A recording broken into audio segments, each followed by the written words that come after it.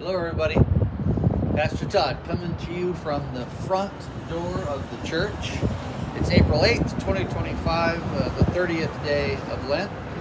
So I wanted to just point out this sign. I'm going to try to flip this around. I don't know if it's going to come out on the video as the right direction. But 13 years ago tomorrow, I walked into this church to begin being your pastor. One of the first things I did was, this was on the stage, this sign, and I decided to put it back up. The way we enter a time with God is very important. The way we enter the time of anything relational is important. Relationship to God, to one another. So, welcome. Enter with a thankful heart. The way we enter into something relational is at the heart of the reading today. It is really cold. I may stop in the middle of it and go back to my office. Too cold for April 8th. So this is entitled, A Prior State of Hostility Will Distort Everything.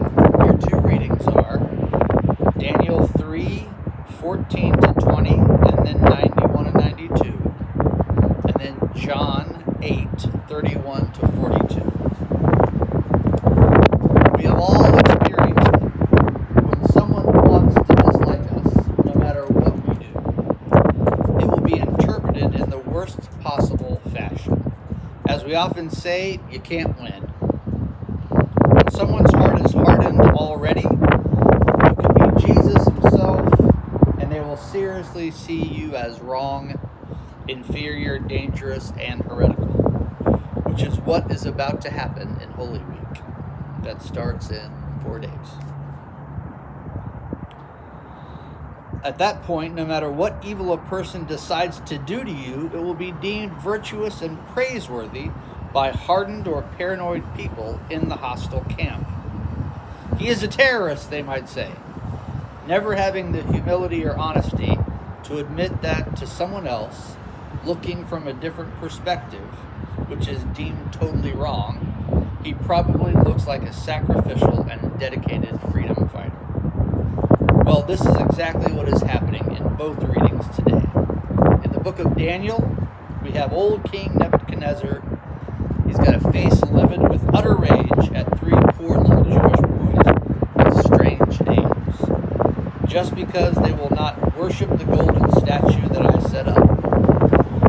Do you hear that? Who made it golden and who set it up? Could it be Nebuchadnezzar himself? What a perfect metaphor for total and absolute narcissism.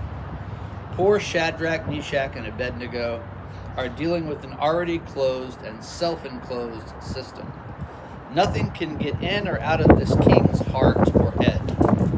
It is no surprise that he has to throw them into a white-hot furnace. There is no other way he can retain his truth, which is, of course, no truth at all. Then we have a very complex gospel text, which does not present the Jews in a very good light. John has got some problematic illustrations of the Jewish people. John had to make a clear villain here for the sake of the debate. So he safely chose his own race and people. There are claims and counterclaims of truth, freedom, lineage, tradition, killing, and divine illegitimacy. Jesus fights back well, but he does not have a chance. Their hearts are already hardened in place, which in this archetypal story is really not a statement about Jews as much as it is about all of humanity. I have my conclusions already. Do not bother me with any new information that might make me change my judgment.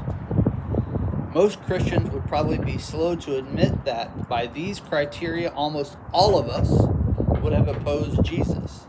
This is not our tradition, he is not from our group, and he has no credentials. Here's an excerpt from John 8. If you make my word your home, you will know the truth, and the truth will set you free. We are descendants of Abraham and have never been slaves to anyone. What do you mean by we will be free? Jesus answered them, I tell you sincerely, anyone who chooses a dead-end life and stops growing is in sin, and that is slavery. And here's your starter prayer, your challenge. God of perfect freedom, open spaces inside of our minds, our hearts, and our memories so we can just begin to be free. Do not let me be hardened against any one of your creatures so that I cannot hear and respect their truth. The way we enter into relationship